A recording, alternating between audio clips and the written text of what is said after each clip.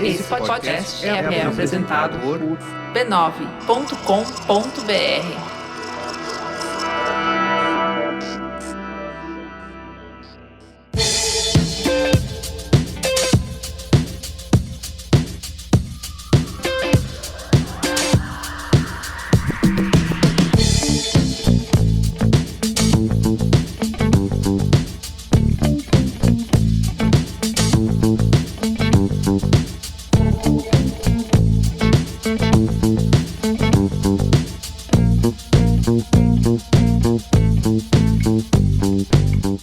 Eu sou o Carlos Merigo, esse é o Braincast número 461. Estou aqui com Olga Mendonça. E aí, Olga, tudo bem? Confirme se você é Olga Mendonça.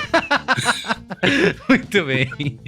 E Henrique Dias. E aí, Henrique, tudo bem? Da Box 1824, se apresenta aí para a nossa audiência. Olá, tudo bom por aqui? Animado para conversar com vocês sobre um futuro que eu ainda não vou falar qual é. Vou deixar vocês introduzirem, mas animado aqui para trocar um pouquinho, dividir um pouco do que a gente tem visto aqui pelos lados da Box. Muito bem. Estamos aqui reunidos, como o Henrique já falou, para falar de futuro. E hoje é o futuro do atendimento ao cliente, né? Muito além aí do canal que a gente... Pro saque, né? Que a gente liga, como brincou o Olga, e às vezes passa nervoso, passa raiva, não dá certo, não atendido, demora horas e horas e nada acontece. Na verdade, essa é uma área que muito se movimentou e inovou aí ao longo dos últimos anos, né? E afeta diversas áreas de negócio aí de uma empresa, né? Então a gente vai conversar um pouco sobre como a tecnologia e a conectividade alterou aí radicalmente essa dinâmica de como que as empresas atendem os clientes, né? E também descobrir se as pessoas estão satisfeitas com a experiência que elas têm quando ligam para o atendimento, ligam para um saque, ou usam um chatbot, ou mandam um e-mail. Vamos descobrir tudo isso aqui. E nesse Braincast a gente tem, além do nosso papo, eu fiz aqui uma breve entrevista com o Cássio Bobsin, que é CEO da Zenvia, que é uma empresa que justamente vende experiências de comunicação para clientes e empresas. Ele também vai contar um pouquinho para a gente aí o que ele acha, como que ele vê esse futuro aí do atendimento ao cliente, tá? Mas antes, recadinhos rápidos aqui, como sempre, no Braincast. Se você gosta do Braincast, você tem que seguir a gente nas redes sociais, @BraincastPod, as nossas redes sociais novinhas aí, que estão bombando com qual é a boa, posts de interação, onde a gente leva mais detalhes aqui das nossas pautas, dos nossos programas. Então estamos em todas elas, Twitter, TikTok, Instagram, Twitch, como diria a gíria de Olga Mendonça, da época dele, estamos na crista da onda das redes sociais mais jovens do Brasil e do mundo. Opa, envelheci uns 37 anos agora, hein? Graças a Deus. Muito bem, @BraincastPod, tá? Segue a gente. E por fim, mas não menos importante, assine o Braincast lá em b9.com.br/assine para você fazer parte da Braincasteria Gourmet, personalité orgânica lá no Telegram, conversar com a gente e ter acesso ao nosso conteúdo secreto aqui do Braincast, né? Só quem é assinante ouve o nosso conteúdo extra lá no Telegram. Você pode usar Apoia-se, PicPay ou diretamente pelo aplicativo do Apple Podcasts para assinar o Braincast, tá bom? Então é isso, b9.com.br/assine, siga @BraincastPod nas redes sociais e é isso. Vamos pra pauta, Olga? Pauta!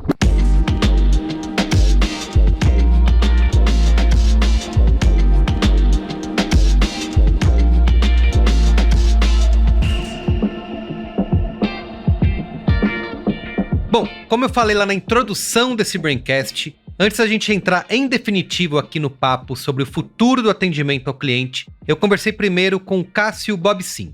O Cássio é CEO e fundador da Zenvia, uma plataforma que justamente oferece soluções de atendimento para as empresas. Eu perguntei para ele sobre como essas ferramentas e toda a tecnologia pode ajudar as empresas a tornar a experiência de atendimento mais dinâmica, rápida e eficiente, sem abrir mão da humanidade. Ouve aí. Queria começar do começo, Cássio, e perguntar para você, né, aquela pergunta clássica para você explicar para mim, como se eu tivesse 5 anos de idade, o que é a Zenvia e qual que é o seu dia a dia por aí? A Zenvia é uma empresa de tecnologia que ajuda as empresas a melhorar a experiência dos seus clientes. A gente faz isso por meio, né, da nossa plataforma, que ajuda as empresas a tanto estarem presentes nos diferentes canais de comunicação que as empresas usam para interagir com seus clientes, como a melhorar os processos que fazem com que aquela experiência de comunicação, aquele atendimento, aquela venda, aquela ação de relacionamento funcione de um modo que o cliente consiga gostar, né, consiga se engajar e seguir tendo essa relação com a empresa de uma forma positiva. Legal. Cássio, quando a gente fala de atendimento ao cliente, né, acho que imediatamente muita gente pensa em saque, né, em reclamação, que eu vou ter que passar horas reclamando lá no telefone para ser atendido, mas a verdade é, como você já deu um spoiler aqui, é uma área que é bem mais abrangente do que isso, né? Tem uma definição certa ou mais completa do que seja atendimento ao cliente? Eu gosto de usar muito o olhar assim de quando você está procurando alguma empresa, você quer comprar um produto ou serviço, você começa a interagir com essa empresa, a sua experiência começa ali. Uhum. Né? Começa com como você está conhecendo os produtos, conhecendo os serviços, comprando, contratando, como que aquilo é entregue para você, como que você usufrui daquele produto ou serviço, até que em algum momento você pode ter algum problema, né, com esse produto ou serviço e pode precisar de ajuda da empresa. Então, eu acho melhor quando a gente fala da experiência como um todo, que ela contempla todas as fases dessa jornada do cliente. Sim, sim. E tem eu acho que você, como com a Zenvia, tem bastante especialização nisso, que é como a tecnologia transformou esse atendimento ao cliente, né? Eu acho que se você perguntar para muitas pessoas aí o que mudou em relação ao atendimento ao cliente, as pessoas nem têm muita ideia de como que a tecnologia mexeu com isso, né? Você consegue dar para a gente um panorama aí das principais mudanças que aconteceram nesses últimos anos? Se a gente comparar, por exemplo, o que era o atendimento ao cliente há 20 anos atrás, lá em 2002, e o que é o atendimento ao cliente hoje? Eu acho que essa principal evolução, se você pensar há 20 anos, é que para falar com uma empresa, ou você ia no local físico, ou você ligava, né, para um telefone e torcia para que alguém atendesse e conseguisse, né, resolver o seu problema. Ao longo do tempo, as empresas foram organizando primeiro seus call centers, né, que é, bom, você garante que o cliente, assim, em algum momento é atendido, mesmo que seja por uma gravação, por um robô, enfim, e você consegue, né, dar sequência a um pedido do cliente. Mas as pessoas, na verdade, elas ficam bastante impacientes a falar às vezes, no telefone, com uma gravação, Sim. tem que ficar apertando os botõezinhos, e às vezes não conseguir falar com uma pessoa de fato. Uhum. E uma outra coisa é que nem todo mundo gosta de falar ao telefone. Tem muitas pessoas que, hoje em dia,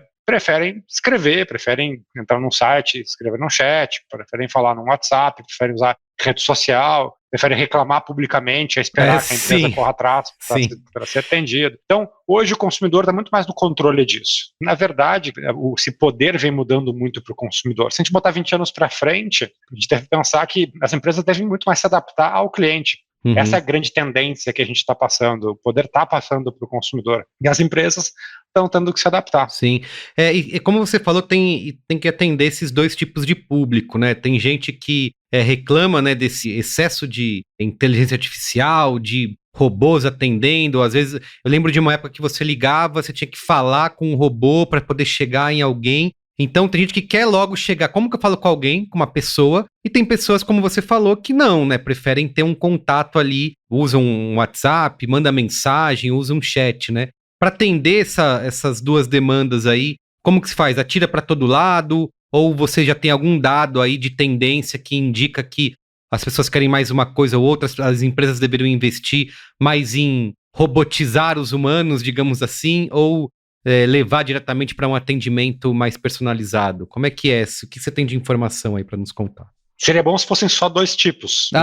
Na verdade, a gente mesmo, dependendo da situação, quer uma coisa ou quer outra. Totalmente, é verdade. Eu diria que muito passa por como que, dependendo da situação, o que a gente espera. É tudo sobre expectativas. Uhum. Quando você compra um produto, você espera que a compra de um produto, a escolha, a compra de um produto seja simples. Uhum. Ou se você quer se dedicar, tem gente que gosta de se dedicar a comprar alguma coisa, que ela quer se informar bastante, quer se aprofundar. Dependendo do produto, a gente mesmo, quando vai falar com vendas ou com vendedor, a gente tem coisas que a gente só quer comprar e sair correndo, tem outras que a gente quer ficar curtindo o processo. A gente mesmo é diferente dependendo da situação quando está comprando um produto. Lógico. Quando a gente tem um problema, né, comprou um produto ou serviço, a gente tem um problema, primeiro, que ninguém quer ter problema, você não quer precisar de um atendimento, você quer que ele não exista, você não tenha problema, mas acontece, né? Nem tudo é perfeito, tem várias possibilidades, você tem um problema, você quer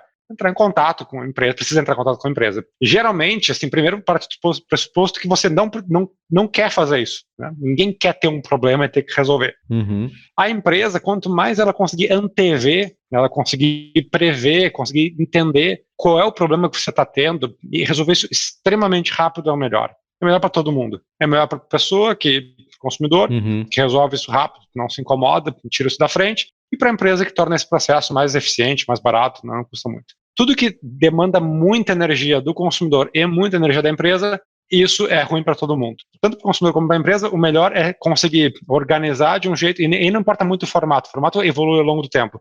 Se a gente está com uma emergência, a gente vai ligar, a gente não vai esperar uma mensagem. Não importa quão digital você seja. Verdade. Se roubaram o dinheiro da sua conta, você quer falar com alguém. Agora, se você quer tirar uma dúvida de uma coisa que está no site, então ou no aplicativo, você quer consultar rápido. Então a gente muda conforme cada contexto. E essa parte mais complexa, mas também mais rica, né, nesse tipo de tecnologia e de evolução. Tem que estar preparado para essas diversas situações, né? Eu vi você falando numa entrevista, Cássio, eu nunca nem tinha pensado nisso, mas isso já me aconteceu muitas vezes, de empresas que me ligam oferecendo produtos que eu já comprei, né? Teve uma que mandou vários e-mails, e eu sempre ficava, não, vou responder dizendo, não me entra mais em contato, eu já resolvi essa situação, né? Eu poderia até ajudar a empresa e a pessoa fazendo isso. Enfim, que soluções que tem para ajudar nesse tipo de situação? A grande, assim, barreira dentro das empresas, ela passa primeiro pelos dados. Os dados não se conversam, né? Os dados de venda não se conversam com os dados de atendimento, que não se conversam com os dados de campanha. Os dados são como se fossem grandes silos dentro das organizações. Então, a primeira coisa que se faz é conectar os dados do cliente. É você conseguir ter uma visão única do cliente. A gente faz isso com os clientes que querem, né, com as empresas que querem aprofundar realmente essa visão, né, mais integrada da experiência, onde você, primeiro, conecta os dados do cliente para ter uma visão única dele. A segunda parte é como que você faz, né, as suas ações de comunicação, os seus processos, né, que tocam o cliente, considerarem essa informação, porque também não adianta você conectar os dados, mas na hora de fazer campanha você não põe uma regra, né, que busca o dado, verifica se o cliente já fez uma compra ou não, e aí faz a campanha.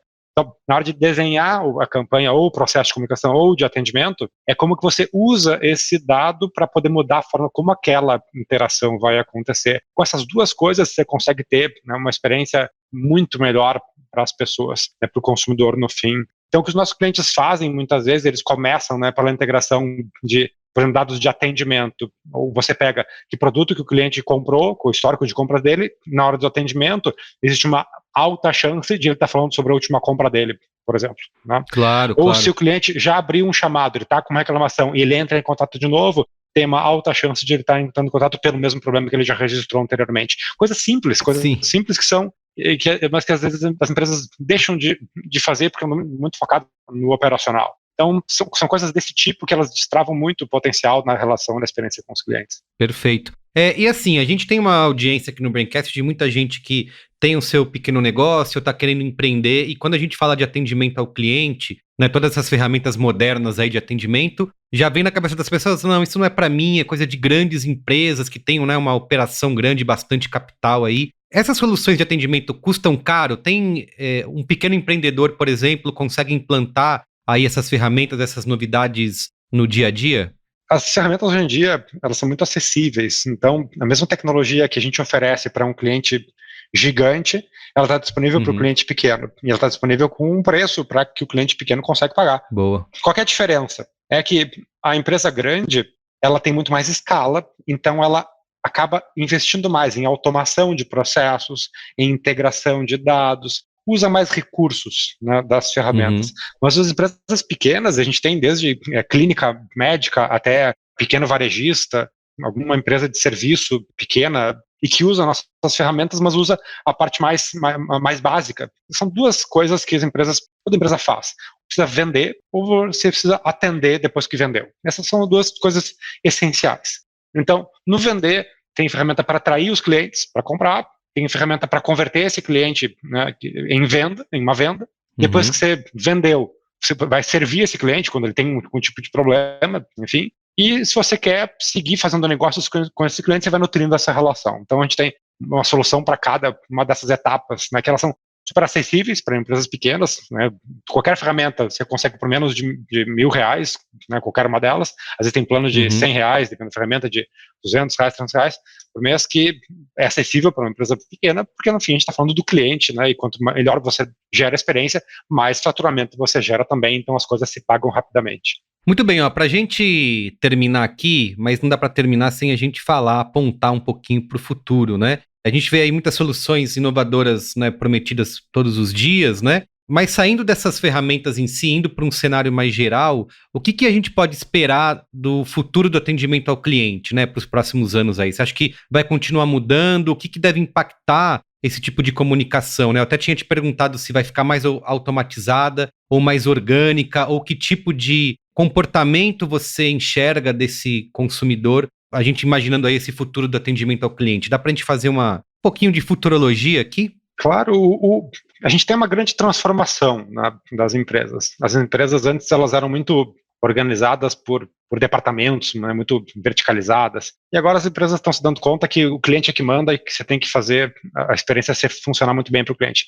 Então você começa a fazer, uma coisa que está acontecendo é começar a pensar em que experiência que eu quero criar para o meu cliente de ponta a ponta. E aí eu organizo a minha empresa e as funções baseado na experiência que eu quero criar, e não naquelas papéis mais clássicos, tem a pessoa de marketing, tem a pessoa de vendas, tem a pessoa de atendimento, tem o financeiro, e sim, que tipo de experiência eu quero criar e como ela fica melhor para o meu cliente. E essa é uma grande barreira, né, sendo vencida nos próximos anos, que deve fazer uma coisa fundamental, que é tornar a vida do cliente mais fácil.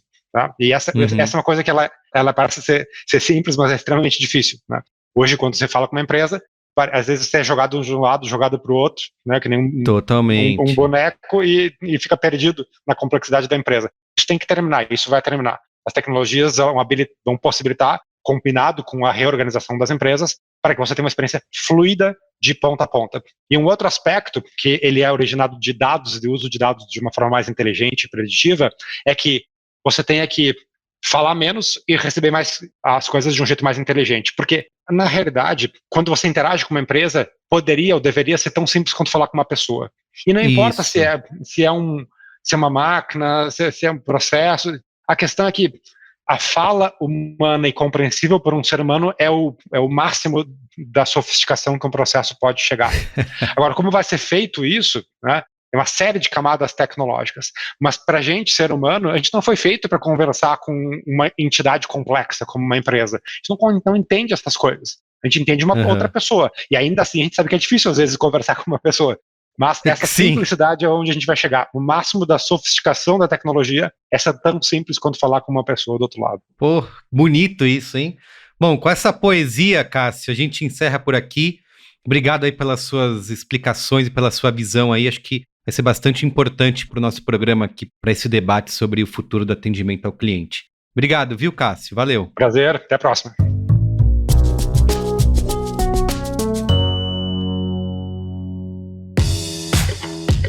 A experiência digital avança a cada dia. São plataformas, robôs, inteligências artificiais e algoritmos. Tudo isso trabalhando em conjunto ao mesmo tempo para tornar a nossa vida cada vez mais prática. Mas claro, esse cérebro eletrônico aí não vai dar conta de resolver todos os nossos problemas. E também não dá para ficar respondendo mensagem por mensagem sem qualquer automação. Nada disso combina com a nossa ideia de transformação digital, né? Mas você não precisa escolher entre uma coisa ou outra. É por isso que chegou a hora de você e a sua empresa entrarem no mundo Zenvia. A Zenvia é uma plataforma que empodera empreendedores e empresas a criarem experiências únicas de comunicação para os seus clientes. Ao invés de substituir ou robotizar os humanos, a Zenvia combina o melhor da evolução tecnológica e da experiência humana. Tudo isso para oferecer soluções transformadoras em atendimento ao cliente, vendas, campanhas de marketing e organização de fluxos. E dessa forma, o seu consumidor tem uma jornada completa e satisfatória e a sua empresa tem uma visão unificada e estratégica para te ajudar em feedbacks e na tomada de decisão baseada em dados. Então é isso, conheça o mundo Zenvia. Visite o site zenvia.com e conheça as soluções disponíveis para o seu negócio.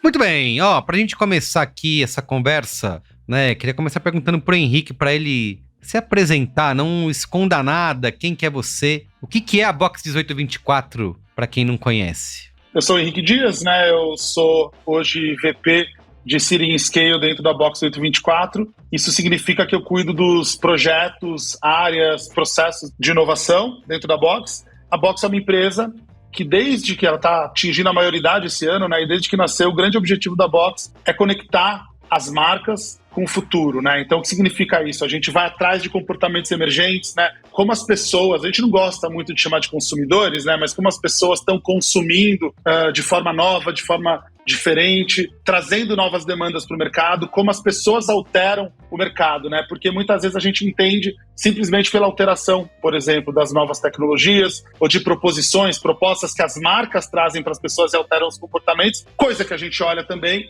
mas a gente está sempre buscando incansavelmente o novo a partir dos comportamentos das pessoas, né? Para onde as pessoas estão levando também as marcas, também os serviços, os produtos e afins, né? Então, a Box conecta as marcas com o futuro a partir de estudos que a gente faz com especialistas, pessoas, consumidores, dados, tudo que for informação que consiga ajudar a gente na construção de visão, análises e afins. Muito bem. Olga, para a gente começar aqui o nosso papo sobre atendimento ao cliente, queria te perguntar sobre as suas mais recentes experiências de atendimento que você teve, se você foi atendido a contento ou se você passou por esses momentos aí.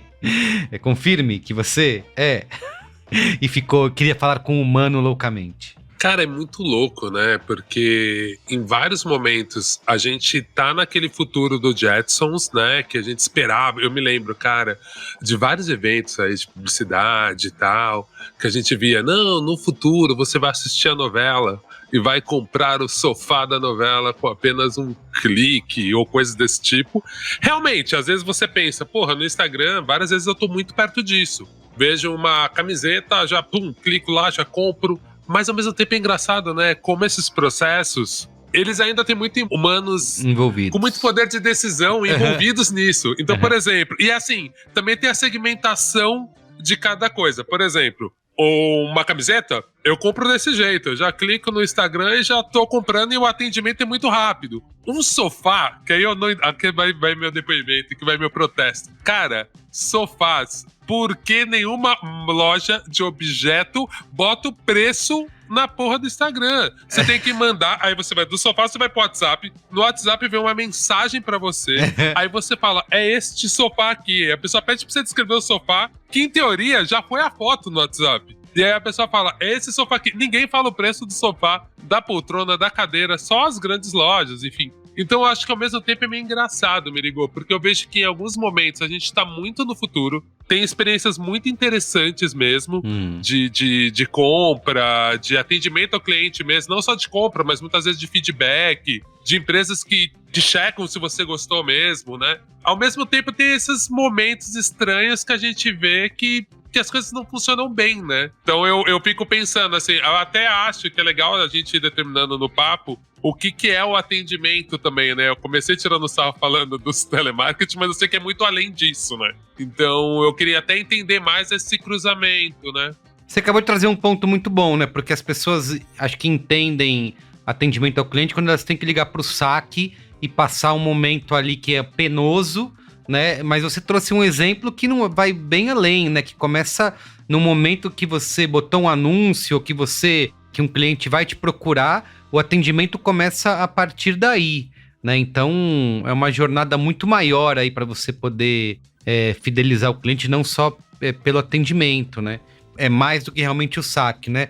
Henrique, você tem como contar pra gente um pouquinho de como que funciona esse processo, de como que isso evoluiu a partir, inclusive, do que as pessoas desejam, né? Porque a gente fala muito de atendimento humanizado, né? Eu sei que as tecnologias surgiram para facilitar, a gente pode usar um chatbot, pode ser atendido por um robozinho com um menu, mas tem muita gente que, no fim das contas, muitas vezes vai querer uma solução que seja falar com uma pessoa, né? No fim das contas, apertar, sei lá, o 0 ou o 9 e chegar o mais rápido possível num ser humano. Inclusive, nessa entrevista que eu fiz com o Cássio Bobsin aí da Zenva, ele fala isso. Que eu perguntei, não é todo mundo que quer falar com um ser humano? Ele falou, cara, não, tem gente que quer falar com um ser humano e tem gente que quer evitar ao máximo falar com um ser humano. Então, o atendimento precisa oferecer soluções que atendam todo tipo de pessoa, né? Como que você vê isso aí nesses últimos anos e a evolução disso?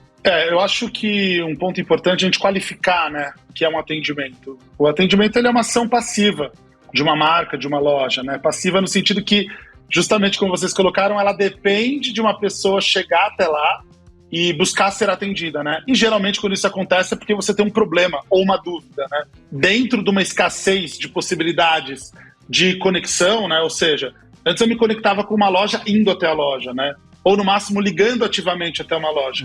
O que as tecnologias fizeram? O que a internet fez? Eu tenho agora como me relacionar com essa marca, com essa loja, com esse varejo o tempo inteiro. Então eu não quero ser só atendido passivamente, né? Eu quero também ser atendido ativamente. E isso muda muito a relação, porque a moça, o moço que trabalham ali num bazar, eles não precisam vir até a porta da minha casa, bater e dizer, Henrique, eu tenho uma promoção para você. Né? Eles podem mandar uma mensagem para mim. Né?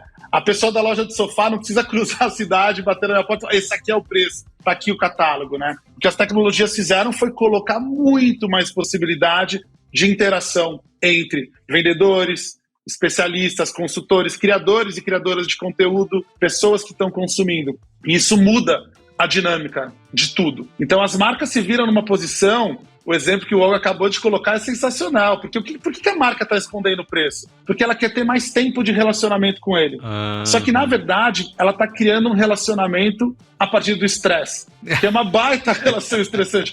Putz, eu tô passando mais tempo com você. É isso, ela tá tendo uma relação abusiva. É uma relação abusiva, já começou tóxica. Exato, porque você começa a criar a relação como? A partir de um estresse. Bom, para não perder ele, deixa eu não dar o preço, aí ele vai ter que vir atrás de mim.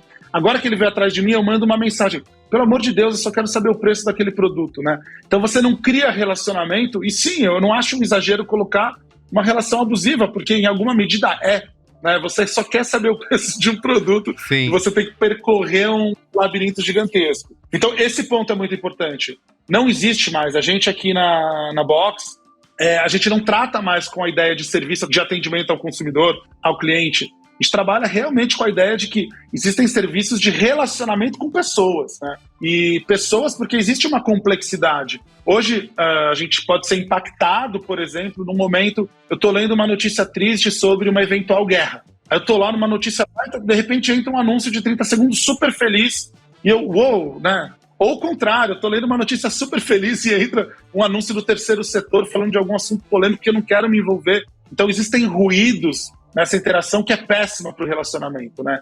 É péssima para isso acontecer. Então, de fato, atender significa, em 2022, se relacionar. E se relacionar, aí eu vou trazer o ponto que você trouxe do conteúdo secreto, que é muito interessante, que é se relacionar significa dar possibilidades para as pessoas. E aí a gente tem uma mudança de paradoxo, de momento que é muito importante, que é dar possibilidades é dar autonomia para a pessoa. Se você quiser falar comigo na minha loja, se você quiser falar com uma pessoa, existe essa possibilidade. Se você quiser falar por WhatsApp comigo, pode ser. E quanto mais possibilidade uma marca, né, um varejo, der a uma pessoa, mais possibilidade de conexão saudável ela vai permitir que aquela pessoa tenha, consequentemente, com a marca e com o varejo. Né?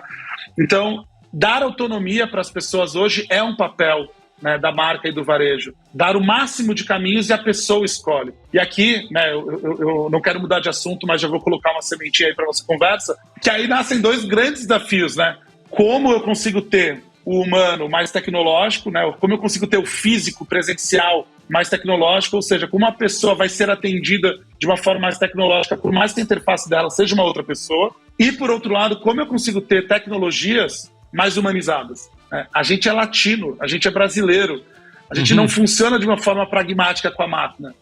Aqui na Box a gente fez um estudo grande que estudava novas tecnologias e estudou muito os comandos de voz, e é muito engraçado. O comando de voz ele foi pensado para ser, por exemplo, você chama ali o seu assistente e fala, assistente, toque música jazz. E o assistente vai tocar música jazz. Assistente, toque música sertaneja. Ele vai tocar música sertaneja. Ele foi pensado para os comandos serem muito claros. A gente aqui no Brasil, a gente quer conversar com o assistente. Isso é uma característica que eu acho linda, eu acho muito bonita, mas ela não é muito funcional. Então, será assistente que teria como você tocar uma musiquinha aqui sertaneja, por acaso? Já acontece.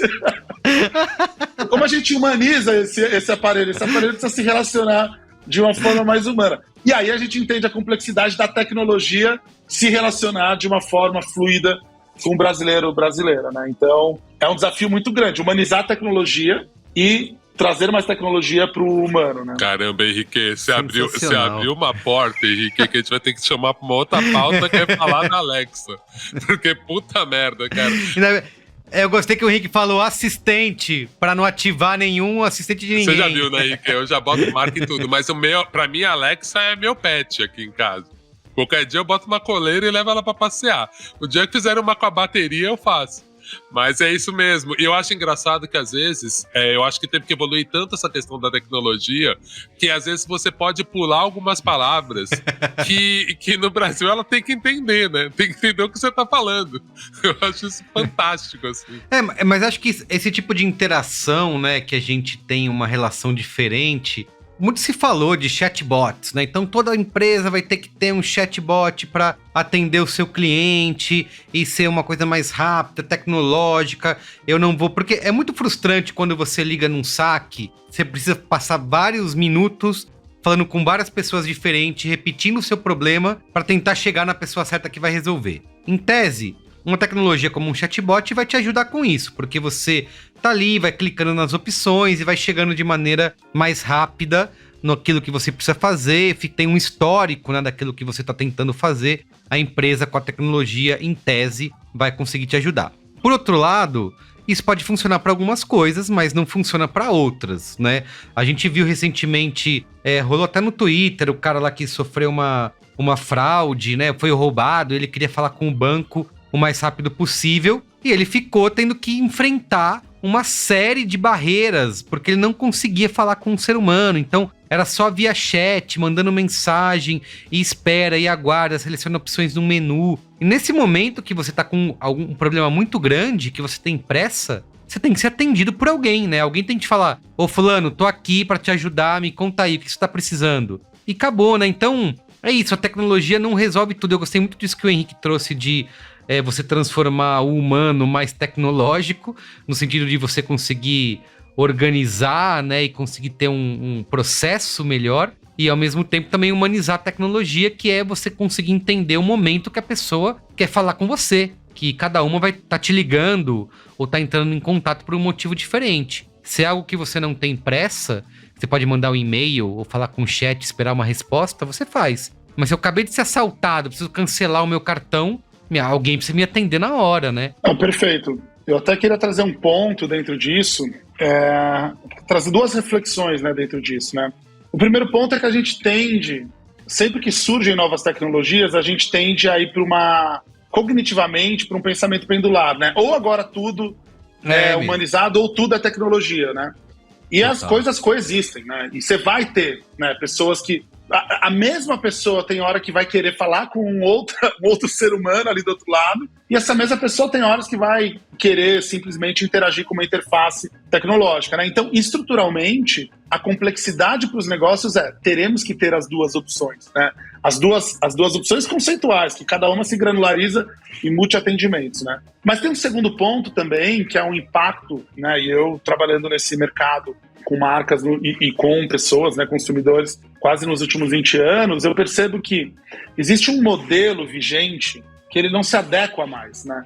O negócio não pode ser pensado a partir do próprio negócio. Ele tem que ser pensado a partir das pessoas que estão consumindo ele, porque assim ele vai continuar existindo. Essa é a ideia, inclusive, das Big Techs, né? Então, o que eu quero dizer com isso? Quero dizer que muitas vezes o saque, o telefone ali que a gente liga, ele não funciona para a pessoa, porque ele não foi feito para funcionar para a pessoa, para o consumidor. Ele foi feito para funcionar para o negócio. E ele é feito para funcionar pro negócio. E como ele é feito para funcionar pro negócio e não pro indivíduo que está ligando ali para ele, a frustração fica no indivíduo, né? E isso numa relação a curto prazo é terrível. Numa relação a longo prazo é pior ainda. Porque as pessoas também vão tendo abundância de possibilidades de trocar de marca, né, do qual ela compra produto, de um serviço que ela assina. Então, quando você começa a ter mais possibilidade, você também começa a questionar esses atendimentos, né? Então, é muito importante colocar isso em perspectiva. Para quem foi, o problema muitas vezes não é como o saque funciona, é como ele foi desenhado para funcionar. Né? O saque é desenhado para resolver o problema daquela pessoa que está ligando? Eu, né, já conversei com muita gente de diversos setores consumidores e eu tenho certeza que não. Né? Então tem essas duas coisas acontecendo ao mesmo tempo quando a gente pensa nessa relação. Né? A gente não é pendular, ou seja, as coisas vão coexistir. E 2, o atendimento tem que funcionar para ambas as partes. E aí eu gosto de dar um exemplo bem... que ele era um exemplo antigo, mas eu acho que a pandemia trouxe ele à luz novamente, que são os pequenos negócios. Então, vamos imaginar ali, né, uma cidade pequena, grande, não importa, que você está dentro de um bairro e tem a mercearia do que fica na sua rua. E tem uma pessoa que te atende ali. E a pessoa, ela vai entendendo quem você é. Ela entende se o Henrique gosta de futebol ou não gosta de futebol, para puxar esse assunto com ele. Essa pessoa que está na mercearia entende se o Henrique gosta de doce, salgado, que doce que ele gosta. Essa pessoa anota na caderneta dela, anotava na caderneta quando é o aniversário do Henrique, sabe quem são os parentes, quem são os amigos. O que aquela pessoa estava fazendo dentro de uma pequena mercearia? Coletando dados, coletando informações para se relacionar de uma forma muito precisa com o Henrique. Ela sabe se o Henrique pode deixar na pendureta ali, né? Pode pagar depois ou não. Então ela vai entendendo tanto o Henrique, e eu tô falando isso de anos 40, anos 50, ela entende tão bem o Henrique que ela consegue ter um relacionamento bem profundo com o Henrique. Quando a gente vai... aquela pessoa, que eu quero dizer, em última das instâncias, ela não está simplesmente me atendendo. Ela está se relacionando comigo. Quando a gente corta, vive um momento pandêmico, onde todo mundo tem uma restrição de circulação, onde todo mundo começa a repensar suas relações, as pessoas começam a perceber que uma pequena marca, que um pequeno varejo consegue ser mais bem relacionado com ela, porque ele não está simplesmente... Esse pequeno negócio tem uma capacidade de não simplesmente atender. Ele tem uma capacidade de se relacionar. Então, o que acontece? Esse pequeno negócio, que pode ser uma pequena marca de sofá, quando você liga, não é um saque tradicional. É uma pessoa que te atende. E é uma pessoa que te atende e conversa com você. E essa pessoa está preocupada que as coisas sejam funcionais para ambas as partes. Né? Então, a relação que se cria aqui, ela é muito mais positiva. Né? Os pontos da cadeia, né? Vai ter frustração? Vai. O sofá pode chegar, você pode não gostar, você vai ligar, reclamar. Mas o como isso está posto é muito mais positivo. A experiência é muito mais positiva. E a tecnologia, eu tenho certeza que esse pequeno negócio começa a desenvolver os seus aspectos tecnológicos a partir disso, né? Então, aqui fica muito claro como o pequeno negócio consegue se relacionar de uma forma muito mais tranquila do que os grandes negócios. E esse é o desafio colocado para os grandes negócios, né? Então, a gente percebe como atender num mundo tão granular é complexo. E é mais complexo ainda se relacionar sem criar a tensão da dependência do putz, ó, tá aqui, ó, agora você tá dependente de mim porque você assinou uma coisa que você nem queria assinar. Você tá dependente de mim porque eu não te dou nem o preço. Então, criar relação positiva é muito mais difícil. É muito louco isso mesmo, né? De ficar pensando. Eu fui lá, você tava falando, Henrique, eu fui lembrar de quando eu trabalhava na Traxart, que era uma loja daqui de São Paulo, e vendia, era uma das primeiras lojas a ter artigos importados de basquete, de skate, principalmente de basquete, essa época que o Bulls, justamente, o Henrique tá com o bonezinho do Brooklyn Nets aqui, e na época que o Bulls ganhava tudo, assim, eu lembro que a loja tinha, e a gente na loja era estimulado, nem todo mundo fazia, eu fazia, a ter um caderninho, eu era vendedor lá, e ia ter um caderninho e anotar o nome dos clientes. E assim, como tinha coisas muito específicas, tipo saqueira para jogador de futebol americano. Cara, tipo, era uma coisa cara, eram poucos caras que praticavam, então quando chegava, eu já pegava o caderninho, já ligava pro cliente X, e assim, realmente, o cara se sentia muito especial de, tipo, ter alguém, analogicamente, naquela época era o único que tinha mesmo, ou mandar a carta, ou ligava pro cara.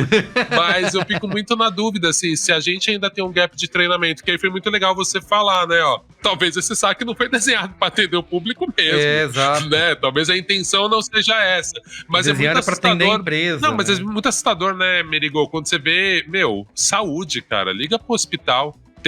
Cara, é um dos que eu não entendo mesmo, assim, por que não funciona bem, assim, por que a maioria das vezes é uma experiência horrível, né? Exato, e é geralmente num momento de que você tá mais vulnerável, com uma emergência, você precisa de um ser humano, né?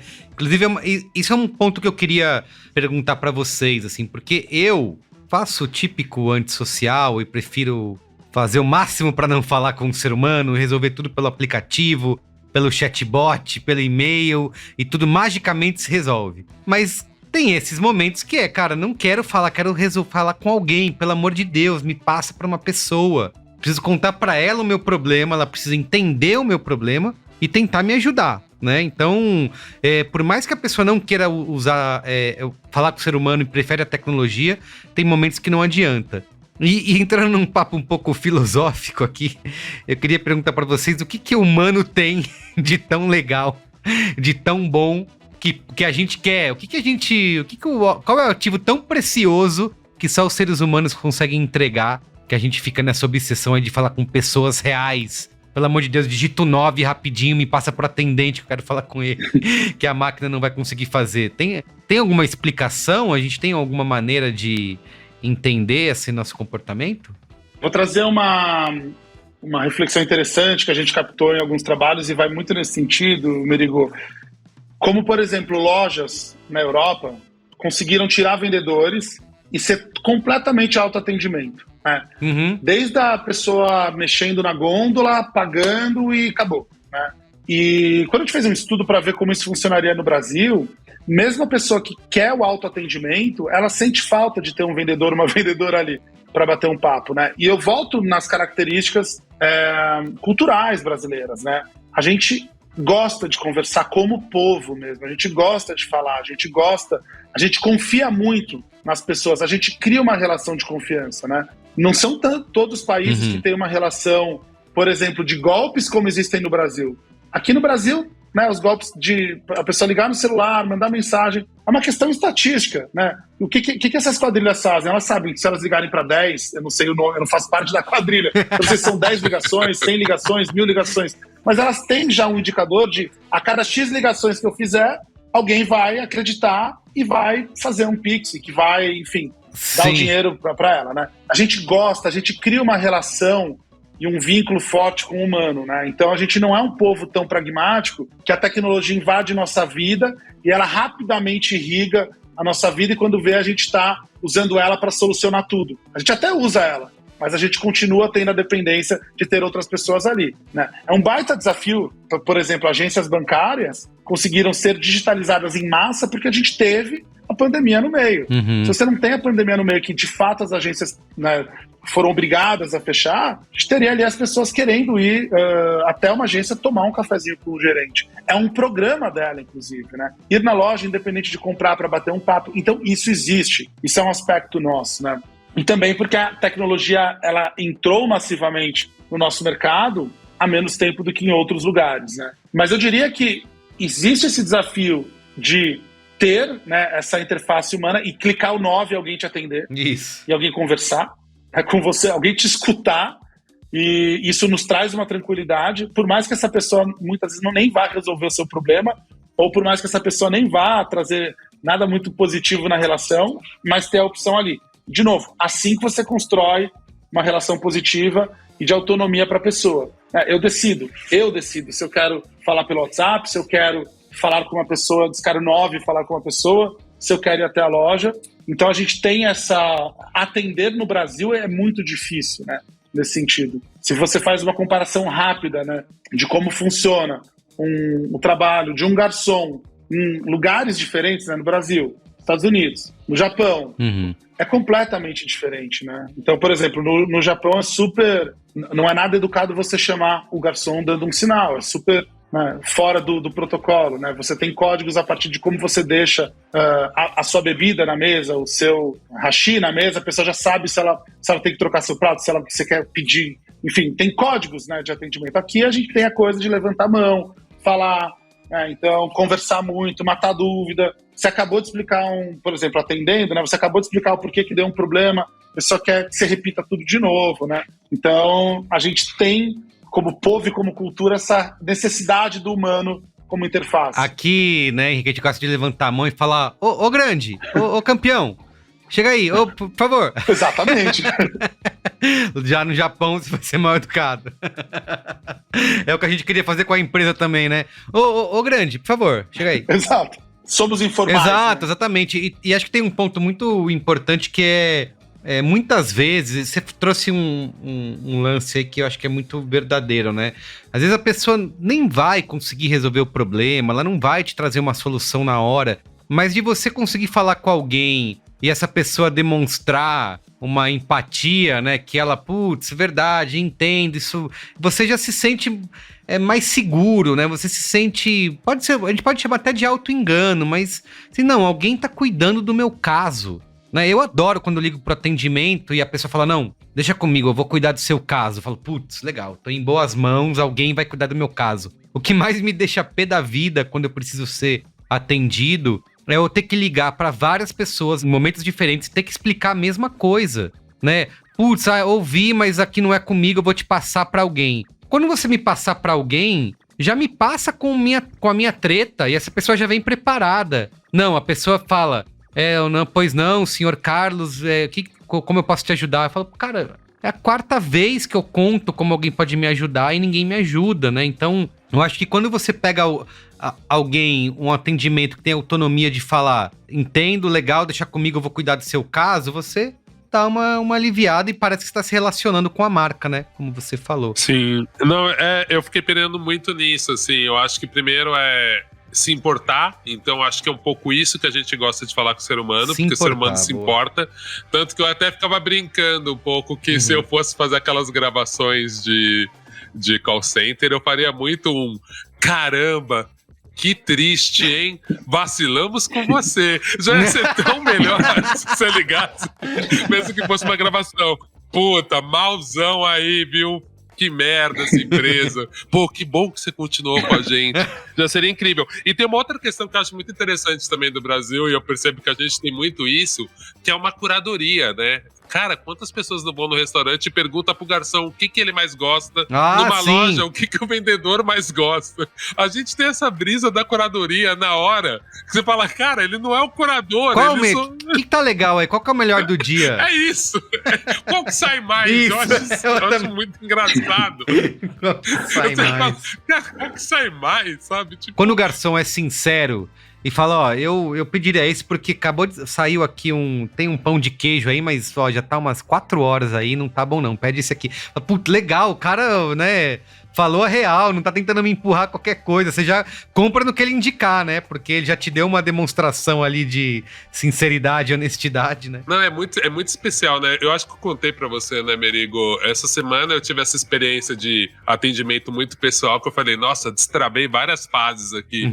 O carteiro que entrega a carta na minha casa, enfim, mora num predinho pequeno, então o carteiro fala comigo, não deixa na portaria. E aí o carteiro viu que meu nome tava faltando o nome do meio, assim. Ele falou, mas tá faltando Mendonça aqui. Aí eu, então, assinaram o primeiro nome e o último. Eu sei que o nome dele é Jesus, então eu chamo ele pelo nome, porque ele tem um crachazinho. Mas é muito louco, assim, eu falei, cara, o carteiro sabe meu nome, meu apelido, e sabia meu nome inteiro. Cara, isso é muito especial. Eu me senti muito especial. Muito especial. Eu sou só mais um. Eu vejo o cara quase todo dia. Natural que ele decorasse. Claro, né? claro. Mas, tipo... O Henrique falou um exemplo que eu lembro que é quando eu me sinto realmente... E eu fico indo lá, porque a pessoa já me conhece, sou bem atendido. Que é você vai num lugar... As pessoas realmente te conhecem e falam... E aí, o de sempre? É o de sempre? Às vezes eu nem quero pedir outra coisa, mas... Sim, o de sempre, vai. Você já sabe o que eu quero, como assim eu vou questionar, né?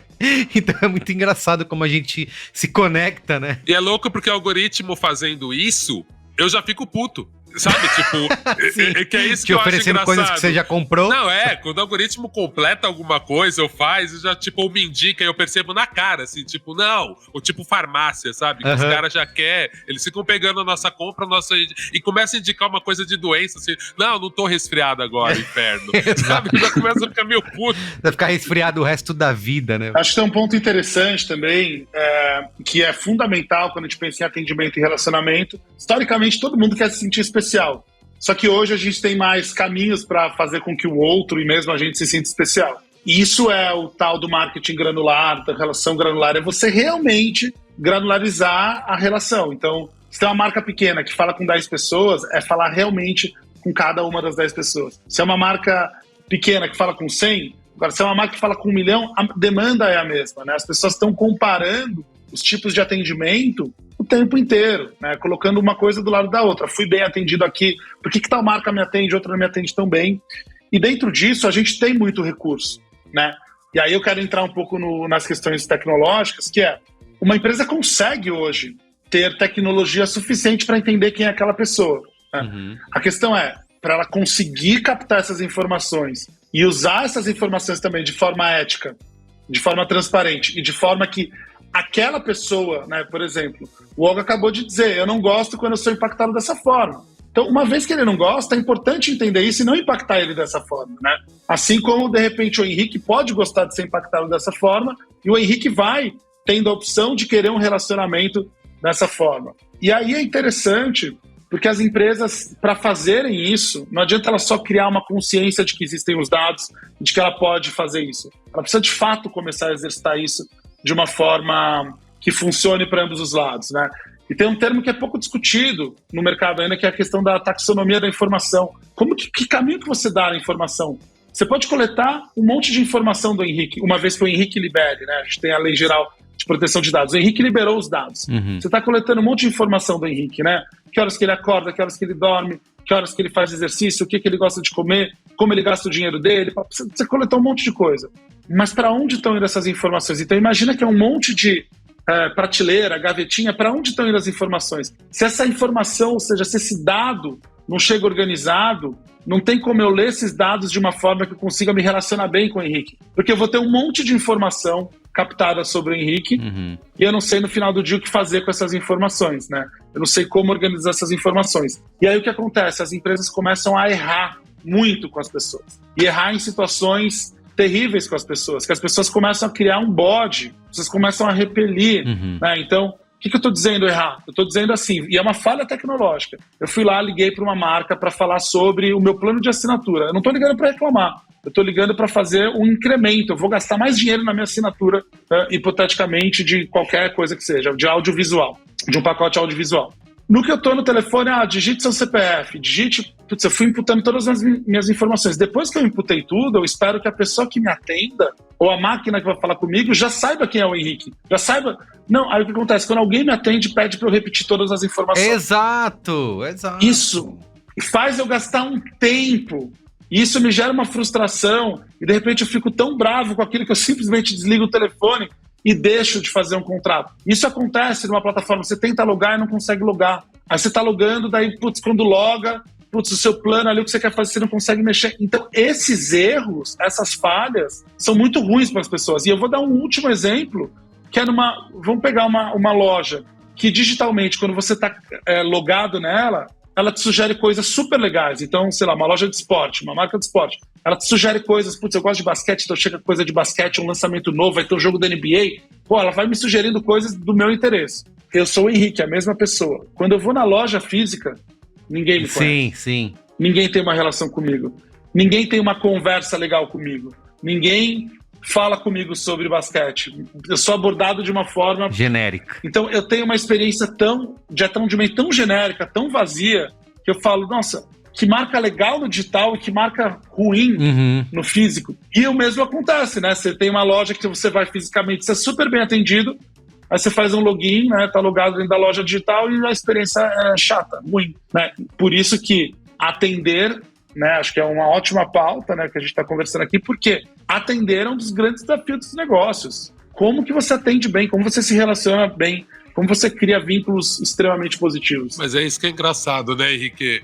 Me incomoda muito menos uma marca, uma loja, enfim, ter uma experiência online ainda deficitária, porque eu entendo que pode ter impeditivo de grana, enfim, mas o atendimento pessoal ser bom do que o inverso, né? Que é o que ultimamente as marcas grandes acontecem muito mesmo, né? Elas são super atrativas nas redes sociais, te enchem o saco, te ativam o tempo inteiro, te convencem a participar. E aí, realmente, quando você tem uma experiência física, como elas estão digitalizando, tem menos atendente tem menos humano, te pedem pra preencher coisas que eu acho a pior experiência, conversar com totem, de qualquer coisa. De qualquer coisa. Tipo assim, bota essa merda no meu celular, agora não me faz ficar apertando o iPad aqui na frente de vocês, sabe? De pé no lugar. Eu acho terrível. Eu tenho um iPad em casa. Mas, Olga, tipo... eu não acharia ruim apertar o iPad, o totem na loja, se acontecesse isso que o Henrique falou. Eu apertei e imediatamente se destrava o mundo, né, da minha relação com a marca, que os caras vão olhar e vão entender, não, você, entendi. Mas não, você digita lá 1000 dados e não adianta nada. Você chega na hora de ser atendido, tem que fazer tudo de novo. E é isso, Merigo, por isso que eu falo, porque aí fica mais explícito ainda que eles não sabem o que fazer com tanto dado, sabe? É tipo, assim, eu vejo muita experiência de comprar passagem, por exemplo. Realmente, você pode fazer, do seu celular todo o processo. Você já pode fazer o check-in do celular. Aí, sei lá, acabou a bateria do seu celular, tem um totem lá, e aí na hora você pode escolher ou pegar uma fila imensa ou ir no totem. Acho ótimo. Não consegui fazer no celular antes, tô fazendo aqui no totem uma coisa muito estúpida e muito simples. Eu não tô reclamando que eu perdi a minha passagem para o totem. Então, pra mim, faz muito sentido. Aí é como o Henrique disse no começo do nosso cast. Assim, você tem vários caminhos de se comunicar, de se relacionar com aquela marca. Agora, tem lugares e tem experiências que eu falo, cara, isso é só uma redundância. Isso, tipo, uma redundância sem nenhum carisma, sem nenhuma proximidade. Tipo, você fica assim, velho, você quer me mostrar o quê? Que sua empresa tem tecnologia? Que vocês podem gastar dinheiro com besteira? Com tipo, totem. Não consigo entender. Com totem, se inspira em totem. Mas, ó, Fala aí. Eu vou trazer aqui, ó, talvez agora vocês queiram encerrar a pauta e falar, não, Henrique, chega, você tá esticando a corda pro lugar que não é tão legal. Mas tem um ponto que, assim, a gente tá discutindo o que aqui? A gente tá discutindo um mundo que tá envelhecendo, né? Sim. Eu tô falando das pessoas, mas sim. tá se desgastando e tá ficando limitado, que é os aspectos físicos e digitais. Isso vai sumir? Não, isso vai continuar existindo, né?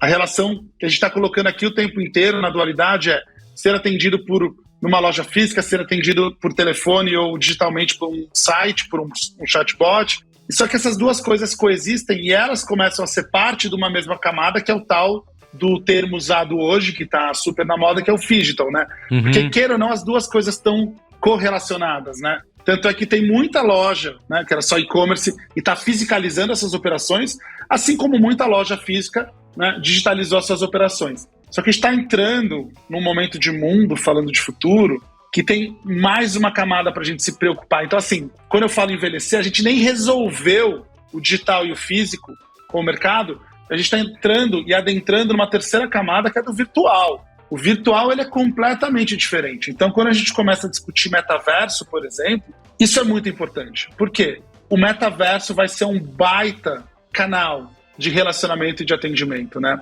E aqui é interessante porque a gente ainda olha as expressões do metaverso como, o metaverso é um digital bombado, o metaverso é... Existe uma grande... Tira uma confusão, mas existem quase que interpretações sobre o que é o metaverso, quando na verdade não é algo a ser interpretado, é algo que existe, né? Eu lembro que o começo da internet, o começo das redes sociais, a gente interpretava. O que são as redes sociais? Cara, a gente digitalizou as relações e a gente tem relações sociais que acontecem nas plataformas digitais. E o que acontece com o virtual que é tão diferente? O virtual realmente é um outro mundo. E aqui, quando você fala em atendimento, a gente está falando de bot, a gente está falando de atendimentos digitais que acontecem automatizados, a gente está falando de atendimentos que aqui, no Phygital, eles acontecem tanto de uma forma síncrona quanto de uma forma assíncrona. O bot é uma forma assíncrona. Você consegue se relacionar com aquela marca, independente do horário, é uma máquina que está conversando com você. Quando a gente adentra o virtual, você tem uma questão de presença que é muito forte. A gente começa a falar de um mundo que, para ele de fato existir, ele é um mundo síncrono. Ou seja, eu vou estar me relacionando numa loja, no mundo virtual, no metaverso ou dentro de um game. Outro dia você tem uma definição que eu achei muito boa, que o metaverso nada mais é do que o game sem o jogo. Então você está se relacionando ali dentro com uma marca que talvez seja uma pessoa que esteja representando aquela marca ou um monte de pessoas como são os vendedores na loja física virtualmente. Então olha o elemento novo que está entrando para atendimento, né? Então assim, eu não quero mais o sofá ali, eu não quero mais saber o preço, eu não vou no site, eu não vou no WhatsApp, canais digitais, eu não vou na loja física, eu vou na loja do metaverso, e lá eu vou ser atendido por alguém. E esse alguém que tá lá de uma forma síncrona, conversando, interagindo comigo. Ou então eu vou ter uma experiência de andar ali e conseguir mexer na etiqueta do sofá e ver o preço dela como se eu estivesse presencialmente numa loja. Então entra uma nova forma de se relacionar e de atender que vai pautar muito das relações de futuro, né, das marcas com as pessoas. Você entra no metaverso, vê a etiqueta, tem um sofá virtual, você mexe na etiqueta e tem a mensagem, manda DM. Preço na DM. E aí o Oga fica pé da vida. Ou você vai ver o preço, vai ver, caramba, o sofá físico é muito caro, deixa eu comprar o NFT dele. Isso, exatamente. Vou comprar só o virtual pra pôr na parede, né? Queria, pra gente caminhar pro final, a gente falou muito de humanizar a tecnologia, né, e de deixar o humano mais tecnológico, né? Foi uma das coisas que na conversa com o Cássio aqui da Zenvia, ele falou sobre tornar a comunicação mais simples e humana possível. E a gente vê que no saque, né, quando a gente liga no atendimento, a gente tem uma série de processos e scripts que são seguidos. Aquilo que faz a gente ficar com o ranço do gerúndio, por exemplo, ou aquelas frases feitas, né? Ô, senhor Oga, obrigado por esperar, desculpe o não sei o quê. Toda vez que ele para um segundo, volta com a frase, obrigado por esperar. Eu já sei, não precisa mais falar obrigado por esperar, só segue e fala com uma pessoa humana. Então, esse tipo de processo de roteirinho é uma coisa que eu acho que deixa a comunicação, faz a gente criar esse ranço mesmo, deixa a comunicação muito irritante. E por outro lado, para humanizar a tecnologia, tem muitas empresas que entendem que é você colocar uma inteligência artificial, uma voz do robô abusando de gírias, né? Ou falando, então, senhor Oga, é isso mesmo, peraí um momento, estou aqui para te ajudar. Não, não é uma confusão das coisas quando a gente tenta... Como que a gente tem o equilíbrio, né? Você nem ter o humano roteirizado, né, tentando seguir um script, e nem ter o robô tentando se fingir do seu amigão da galera. Eu não quero ser amigo do robô, eu sei que eu tô falando com a máquina, para de tentar fingir. Como que a gente atinge esse ponto de equilíbrio aí? Tem como? Eu acho que o interessante disso é quando a gente olha muitas referências da ficção científica, era isso, né? A gente imaginava que os robôs eles iam emular, né, um ser humano, e esse era o modelo de perfeição. A gente tá entendendo que não, o robô é um ótimo entendedor, uma inteligência artificial que consegue te sugerir algo. Uhum. Eu acho que existe sim, Merigo, uma grande confusão. Eu acho que humanizar a máquina é fazer com que a máquina entenda melhor as nossas nuances. Sim. Né? Então, humanizar a máquina nada mais é do que um algoritmo que entende que aquele não é o momento. O Henrique está num dia meio ansioso, não é o momento de sugerir um café porque ele está próximo de uma cafeteria. Sim. Né? Humanizar é isso, é como você interpreta as informações e como você entende melhor o humano que você está interagindo, a pessoa, o indivíduo que você está interagindo, né? Isso é trazer elementos humanoides para a máquina. Não é a máquina exatamente, não é ela ter sotaque, ela falar gíria e tal. Isso, em alguma medida, pode até ser uma expressão legalzinha, sem ser exagerada. Pode ser legal um chatbot, né, não ter o sotaque genérico de Brasil e ter um sotaque da minha região. Isso pode ser legal, é um elemento legal. Mas o mais importante é como a máquina entende essas nuances humanas. E, por outro lado, como que o humano se torna mais tecnológico? É usando os recursos tecnológicos, né? Por exemplo, não precisando usar mais um papel e caneta para tomar nota, que demora um tempo e que gasta ali um espaço de prateleira, e começar a usar recursos mais tecnológicos para se relacionar melhor com aquela pessoa. E, de fato, conseguir algum dado, né? Putz, eu não preciso perguntar a data, né? O dia de aniversário do Oga. Eu posso simplesmente entrar num banco de dados e ali que eu tenho essa data. Já tem o básico, né? Então, é realmente usar o recurso. Então, esse é o desafio. Eu sempre penso nisso, assim, que às vezes quando você começa a conversar com as pessoas que trabalham nos atendimentos, enfim, diversas áreas,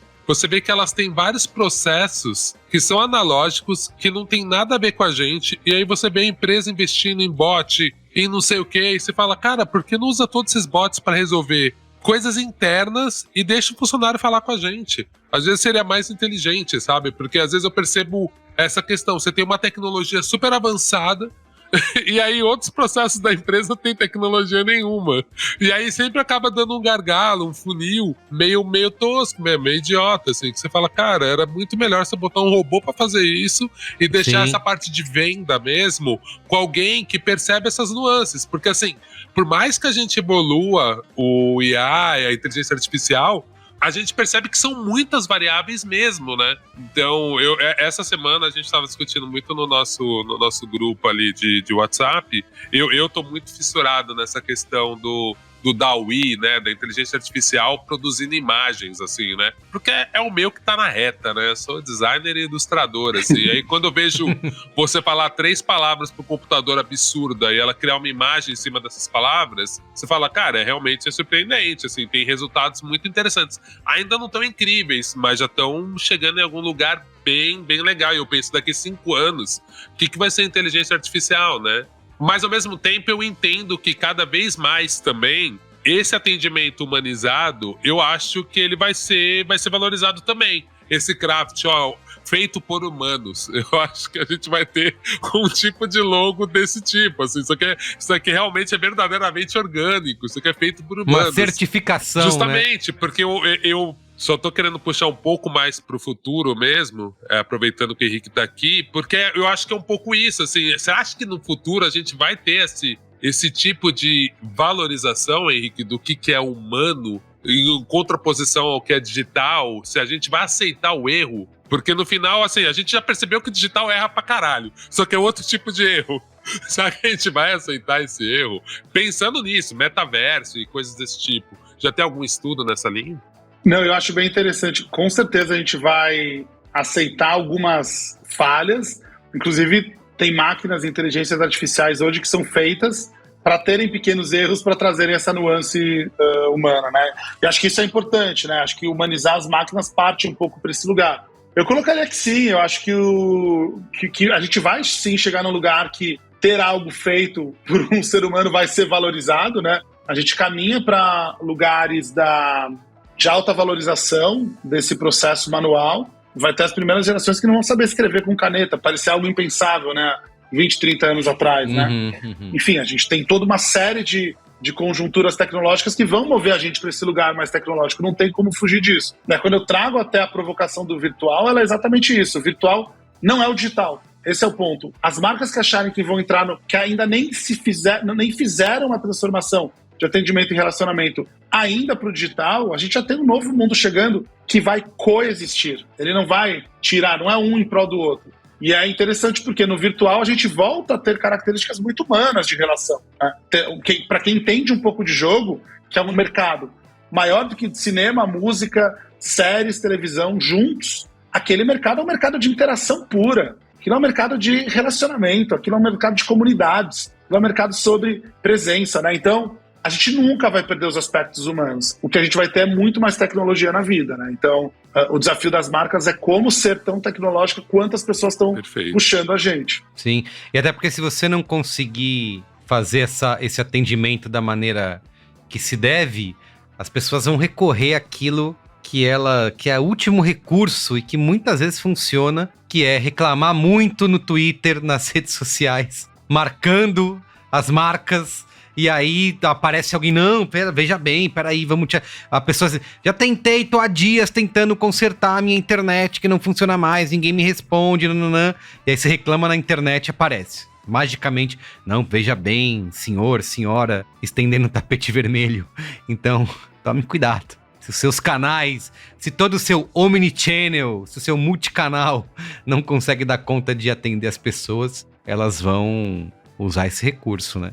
Então tome cuidado. Muito bem, pra gente encerrar aqui, eu tenho no nosso momento Saiba Mais 3 dicas da nossa redação aqui do Braincast para encerrar esse papo. Primeiro, tem o podcast aqui da casa, o Código Aberto, né? Eu sei que toda semana aqui no nosso momento Saiba Mais, tô trazendo um jabazinho do B9, mas aqui o B9 já fez e faz podcast sobre muita coisa. E no Código Aberto, que aliás é um podcast que a gente adora fazer a cada temporada, eu e a Juva Lauer, a gente tem conversas francas aí com os líderes do futuro e já falamos com alguns dos mais importantes nomes da mídia, da tecnologia e da comunicação, para inclusive desvendar aí todo um pouquinho desse papo que a gente trouxe aqui do futuro dos negócios no Brasil. Então, o Código Aberto já tá de volta para a nova temporada. Enquanto isso, escute os episódios antigos lá em códigoaberto.b9.com.br ou no seu aplicativo preferido de podcasts. Também, o Henrique tá aqui, mas aproveito para falar da Box 1824. No nosso momento aqui no camarim, antes da gravação,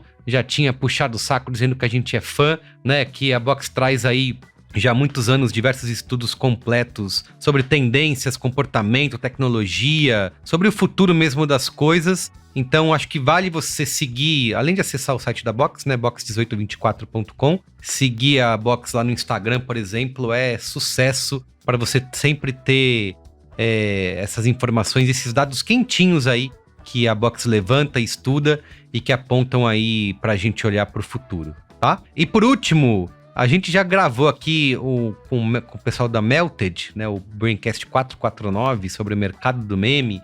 E a galera aqui do Braincast traz seguir. Se você não segue, siga os perfis da Melted Videos no Instagram e no Twitter, que é o passatempo ideal quando você estiver na fila do atendimento ou no telefone ali por horas esperando ser atendido. Você se desliga, se diverte, dá risada enquanto você tá vendo os memes lá e o prensadão da Melted no @meltedvideos, tá? Essas 3 dicas aí pra gente encerrar o nosso papo e ir pro Qual é a Boa.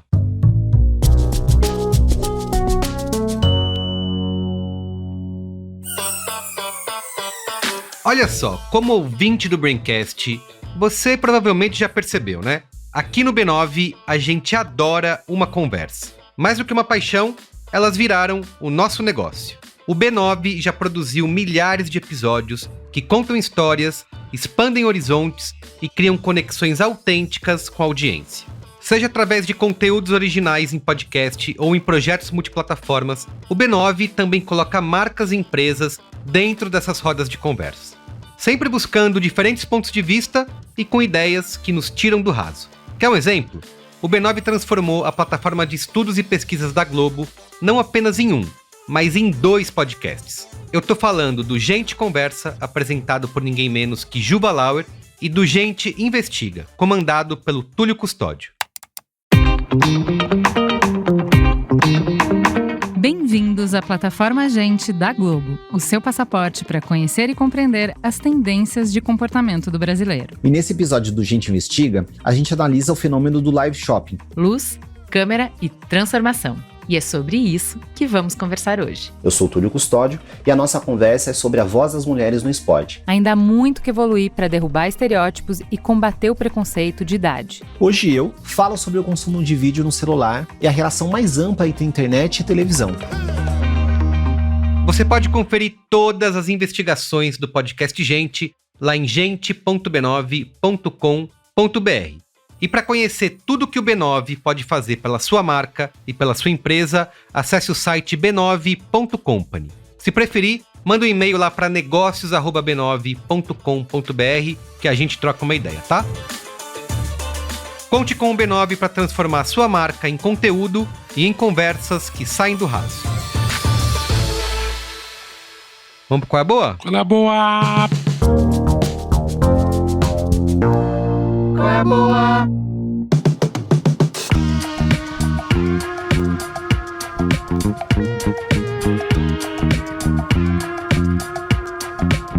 Muito bem. Olga Mendonça, faça aí, por favor, a inauguração do Qual é a Boa. Até porque o que eu vou fazer de Qual é a Boa? Eu tô meio ruim, Você ainda viu? tá preso no Masterchef, é isso, Merico, que você quer dizer? Tô, Olga, eu não queria falar, mas eu tô maratonando como se fosse uma série e tô fazendo isso. Desculpa, peço Seguinte, perdão. eu tenho 2 dicas no mesmo espaço, então pra quem for de São Paulo vai conseguir aproveitar. No IMS da Avenida Paulista tá tendo uma exposição de um fotógrafo que chama Walter Firmo. O nome da exposição é No Verbo do Silêncio e a Síntese do Grito. O Walter Firmo é muito interessante porque ele é um fotógrafo negro e que ele trabalhou durante muito tempo no fotojornalismo, né? Fez muita fotografia documental também. E é, lindíssima essa exposição. Principalmente porque, além dele ter fotografado muita personalidade preta da música, então você vai identificando, né, no passar dos anos, Gil, Gal, se não me engano, enfim, uma galera.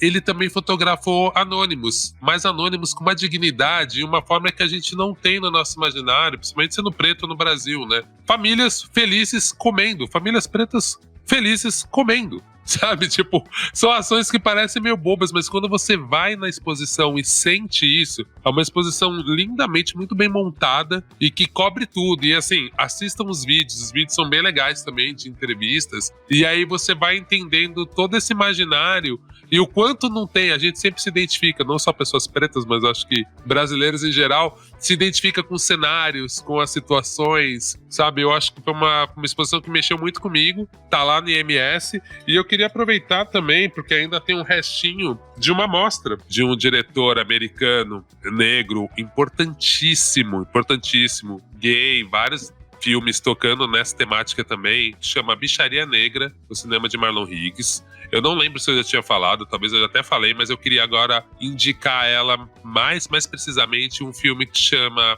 Preto é, Preto não é. E também na mesma sessão tem um filme da Yasmin Tainá que chama Fartura. Cara, assim, de verdade, foi um dos filmes mais impactantes que eu vi nos últimos tempos. E todo mundo me falava sobre esse filme e falava, esse filme é foda. É um documentário que o cara consegue falar de tudo. É que eu não quero dar spoiler, tá? Então eu vou falar bem rapidamente. Mas assim, ele consegue falar de vários aspectos que envolvem ancestralidade, negritude, racismo, morte, sexualidade, enfim. Cara, é muito incrível. Você assiste esse documentário, você fica com a cabeça fervendo, tentando entender como ele conseguiu juntar e fazer sentido e contar tanta coisa em tão pouco espaço de tempo. Então, assim, se vocês puderem, dia 30/6, uma das últimos dias, vocês podem assistir. A mostra tá rolando, mas dia 30/6 tem o Língua Desatadas e Noite das Estrelas, às 6 horas, e depois às 8 tem o Preto é, Preto não é e Fartura. Então, assim, anota, vá, que é foda, daqueles filmes obrigatórios, assim, que todo mundo deveria assistir. E por último, queria falar de um serviço que eu uso, que eu acho um ótimo serviço, e que eu acho que, pra mim, vai um pouco nesse lugar, Henrique, de misturar um pouco o analógico com o futuro, que é o serviço da Noise. A Noise é uma revista, mas ela também edita e grava alguns álbuns, alguns discos de vinil do passado. E aí a gente pode pegar esses discos, então eles fazem uma seleção pra você faz uma assinatura e você recebe todo mês, ou bimestralmente, esse é o plano que você quer, você recebe uma revista e um disco que eles escolhem do mês. Esse mês, o que chegou aqui em casa foi o disco do Dom L, maravilhoso, um dos melhores discos nacionais. E uma revista, cara, sobre esse disco. Então é muito, muito interessante. Eu acho que, de certa forma, é um pouco isso, sabe? Tipo, um bom atendimento. É uma coisa muito específica. Quem tem vinil, quem tem vitrola, quem gosta disso. Mas, ao mesmo tempo, te bota nessa sensação de pertencer a um grupo. O serviço é muito bom, porque chegam os discos, eles têm uma curadoria que é interessante, porque geralmente são discos nacionais ou internacionais relevantes, discos do passado, mas discos de agora. Então, e aí é muito louco, porque esses discos eles já saem com um aspecto de raro. Porque muitas vezes, se você perdeu, você vai ver esses discos se esgotam, são edições limitadas. Então, putz, eu acho muito interessante, e pra mim é um pouco isso, né? Dessas coisas que são do analógico, são do passado, e como elas voltam pra gente no futuro, como elas conseguem se manter, né? Então, tá aí minha dica, Noise Record Club, pra quem gosta de vinil, quem gosta de boa música, quem gosta de alguém que faça uma curadoria pra você, eu acho que esse é o caminho. Muito bem. E você, Henrique, tem qual é a boa? Eu tenho aqui, eu vou trazer 3 dicas, bem rapidamente. A gente, né, aqui na Box, né, e o nosso trabalho é investigar, pesquisar, entender, estudar. Por mais que a gente trabalhe com o futuro, é muito importante olhar para o passado, né? O passado nos diz muita coisa. Passados que estão mais aqui na nossa frente, escancarados, né? E passados que não foram contados, né? Ou seja, histórias que foram ou apagadas, ou não contadas, ou que não apareceram na nossa vida de uma forma espontânea. Então é importante a gente ir atrás dessas histórias. E aí eu trago um livro da Saadia Hartman, que chama Vidas Rebeldes, Belos Experimentos. Eu acho um trabalho magnífico de pesquisa, né? Então, enfim, ela basicamente está contando com toda a importância que as mulheres negras estadunidenses tiveram no final do século XIX, começo do século XX, como elas anteciparam muita coisa, que obviamente depois foi retirado da mão delas e creditados aos beatniks e outras figuras importantes da cultura, mas que, enfim, né? E é um livro, eu tô na metade dele, assim, cada página que você lê tem uma tonelada de história, de depoimentos, E aqueles livros que cada vez que você vai ler a nota de rodapé ali, você é puxado para um outro universo, então te apresenta autores, né, homens e mulheres maravilhosos, e então para mim é uma pesquisa como talvez eu nunca tenha visto e lido e me deparado na minha vida, né? Então recomendo. Vidas Rebeldes, Belos Experimentos, o título é mais longo que isso, mas com isso vocês já conseguem achar, da Saidiya Hartman. Recomendo também, na mesma batida, tem muitas vezes, né, quando a gente lê, vai atrás de tendências, vai atrás de informações, festivais, a gente se depara com muito portal, muito bem feito, muito bem escrito, né, inglês, americano, né, estadunidense, enfim. E tem um que eu gosto muito de ler, que eu assino a newsletter, que chega uma vez por semana, e também é um ótimo lugar para estar ali o dia inteiro, lendo, buscando, sempre que sai uma novidade, eu estou ali, que é o Rest of the World, né, então, numa tradução literal, Resto do Mundo, que é uma ironia com isso. Então são muitas visões de tendências, análises, startups que estão acontecendo em países que não são cobertos normalmente, né? Países latino-americanos, países africanos, países do Oriente Médio, enfim, países que trazem, e tem muita inovação por trás, mas a gente não tem tanto contato com o que está acontecendo nesses lugares.